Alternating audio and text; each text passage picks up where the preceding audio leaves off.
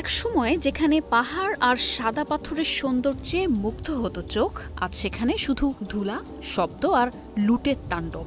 সিলেটের ভোলাগঞ্জ দেশের অন্যতম পর্যটন কেন্দ্র, যার পরিচয় ছিল সাদা সোনার রাজ্য, আর আজ তা পরিণত হয়েছে অবাধ লুটপাটের মরণ ফাঁদে। দিন দুপুরে প্রকাশ্যে পাথর লুটপাট হচ্ছে, পরিবেশ ধ্বংস আর পর্যটন কেন্দ্রের অস্তিত্ব বিলীন হওয়ার পথে, অথচ দেখার যেন কেউ নেই। একসময় যেখানে পাহাড় আর সাদা পাথরের সৌন্দর্যে মুগ্ধ হতো চোখ, আজ সেখানে শুধু ধুলা, শব্দ আর লুটের তাণ্ডব। সিলেটের ভোলাগঞ্জ দেশের অন্যতম পর্যটন কেন্দ্র, যার পরিচয় ছিল সাদা সোনার রাজ্য, আর আজ তা পরিণত হয়েছে অবাধ লুটপাটের মরণ ফাঁদে।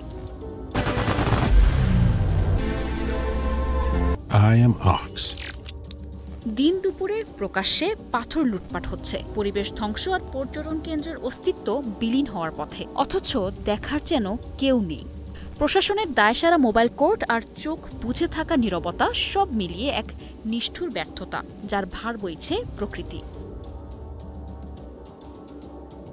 স্থানীয় বাসিন্দাদের অভিযোগ, একসময় রাতের আধারে মাঝে মধ্যে পাথর চুরি হলেও এখন দিন দুপুরে চুরি হচ্ছে কয়েক কোটি টাকার সাদা পাথর, যার কারণে এখন বিলীন হওয়ার উপক্রম সাদা পাথর। প্রশাসনের সামনে দিয়ে বালু পাথর লুট করে নিয়ে গেলেও কোনো কর্ণপাত নেই তাদের।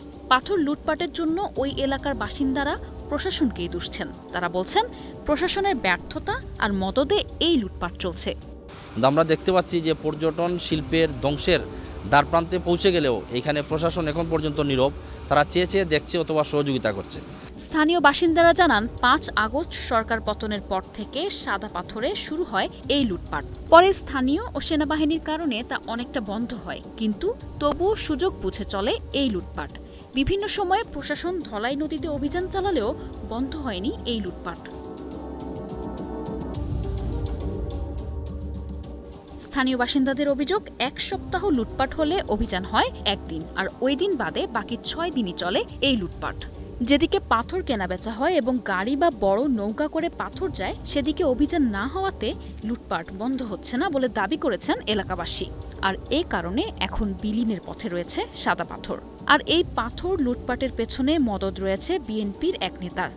যে এই লুটপাটে স্থানীয় রাজনীতিবিদরা সম্পৃক্ত, ইভেন বড় বড় রাজনীতিবিদরা ওই সমস্ত লুট থেকে নানানভাবে তারা বেনিফিশিয়ারি হন। পাথর লুট ও চাঁদাবাজির অভিযোগে সিলেটের কোম্পানীগঞ্জ উপজেলা বিএনপি সভাপতি শাহাবুদ্দিনের দলীয় সব পদ স্থগিত করা হয়েছে।